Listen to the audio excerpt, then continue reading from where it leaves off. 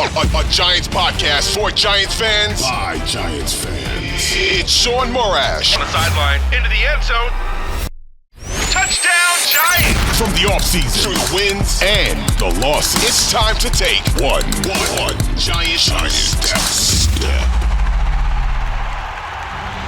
All right, everyone, welcome into One Giant Step. Bryce Gelman here today, riding solo without Sean Morash, who's in California with his family at Disneyland. Hope he's having a fun time out there. But yeah, this is, and apologies for the Thursday show. We were planning, I was planning on getting something out earlier this week. I thought the schedule release was today. Apparently it's next week. Stay tuned for that. We're going to have a whole full episode with you, which was Sean. He is going to run through his trips to take, and we're going to go through and preview the season, essentially. But this is the first week of the dog days of summer when it comes to the NFL. That really isn't a large period of time in between the big news, the NFL draft, the playoffs. But this is kind of like the first week where we're sitting around with nothing to talk about other than football or other than basketball, baseball, and hockey. And I'm not complaining because the NFL, there's just so much going on. But next week, we're going to get into that with the schedule release. But today, big news. There is actually some Giants news today, and that is that the Giants have signed veteran wide receiver Allen Robinson II. Last year, he had 280 yards, 34 catches for 280 yards and no touchdowns. The last year he was over 1,000 yards was in 2020 with the Bears. But this guy, if you remember, was an absolute stud. And he's very obviously a shell of himself. And this isn't huge news for the Giants. This isn't, make or break as to what they'll be able to do this upcoming season. But if you look at it objectively, it is an insurance policy on Darius Slayton. And what we really don't know is going to happen with Darius Slayton, who is currently holding out, awaiting a new contract. The Giants may trade him. They may we don't know. But this is the smart move to make to whenever you could have depth, especially in a spot where you have so many young guys, it could be extremely beneficial to your team. And keep in mind, the Giants' top three receivers, if Slayton isn't re-signed, are going to be either second-year players, third-year players, or players all in their first 3 years of their careers. So this is, whether it's going to move the needle, it remains to be seen. It's probably unlikely, but it's the smart move to make. Allen Robinson is 30 years old. Objectively, he's at the tail end of his career. You could call him washed. But again, I mean, there is never going to be a complaint from me, and I think I speak for Sean here as well, about a move like this. A move that is going to help with whatever uncertainties, whatever question marks that you have going forward. And I think even with the Giants selecting Malik Neighbors in the first round of the draft, there are question marks with the wide receiving group. And drafting a guy who, yes, didn't really do much last year on the Steelers, on the Rams the year before. We're not going to complain. We're not complaining here. It's not the biggest news of the offseason, but it is news nonetheless. And the Giants receiving room has gotten just that much bit better, like slightly, marginally better. So no complaints here with that. Again, this is just insurance for whatever happens with Darius Slayton. But we're going to be moving quick through the topics here. So let's move into the other Giants news. And that is a couple of days ago, the Giants claimed former Patriots quarterback Nathan Rourke off the waivers. The guy is still yet to take an NFL snap. He comes from the CFL. The Giants previously invited him in for a workout in 2021 as a receiver.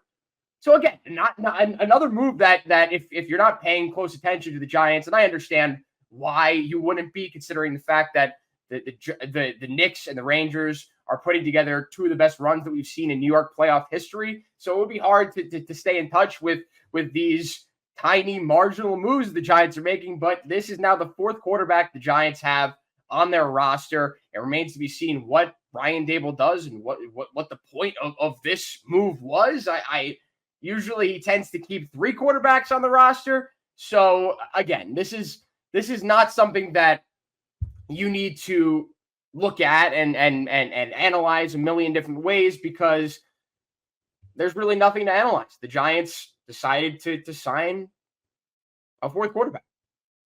And we'll see what happens there. Maybe, as I just said, the Giants brought him in for a workout as a receiver. Maybe they're looking for another receiver. Who knows? Who knows, ladies and gentlemen? But that's currently where we're at right now. There's no point in looking into it too much.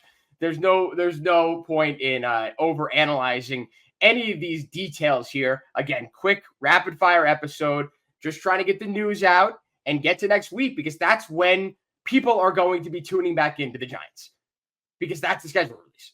Let's get into this next piece of news, and it's the fact that the PFF, Pro Football Focus, names Drew Phillips the best pick of the third round in the NFL draft. You don't know Drew Phillips. He was the Giants' third-round pick. They took him 70th overall, cornerback out of Kentucky, and all signs are pointing to this being a steal. And I think that this just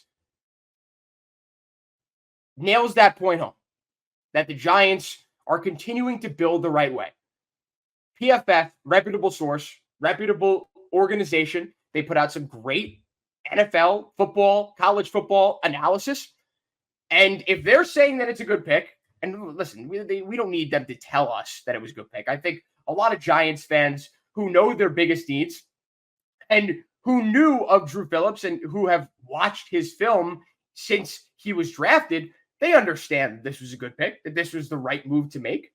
And one thing I will say is this is intriguing now to have Drew Phillips and Deonte Banks matching up alongside each other.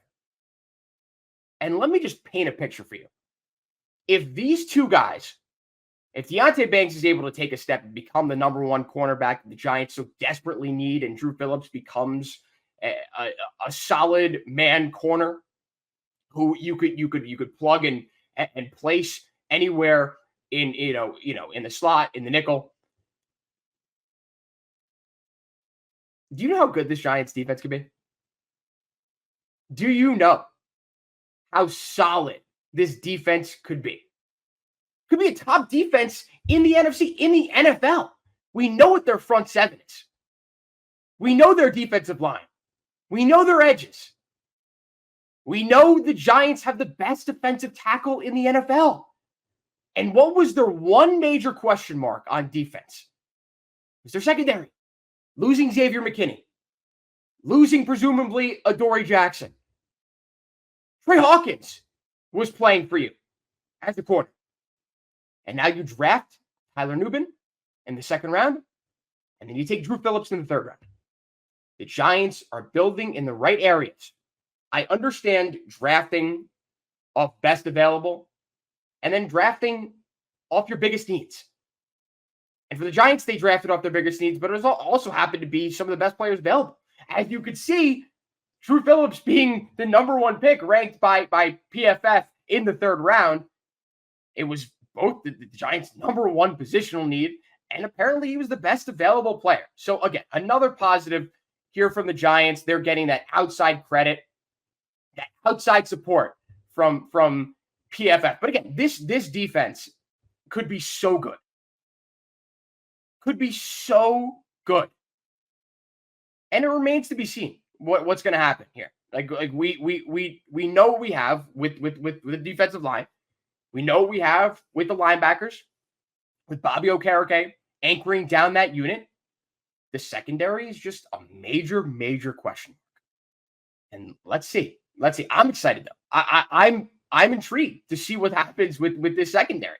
And I think I'm speaking for a lot of Giants fans here. They're pretty disappointed that Xavier McKinney left. But as Sean and I discussed in our post-draft analysis, when you look at what safeties were making, and when you look at what the Giants have been able to do in the draft in previous years, drafting Landon Collins, drafting Xavier McKinney, all,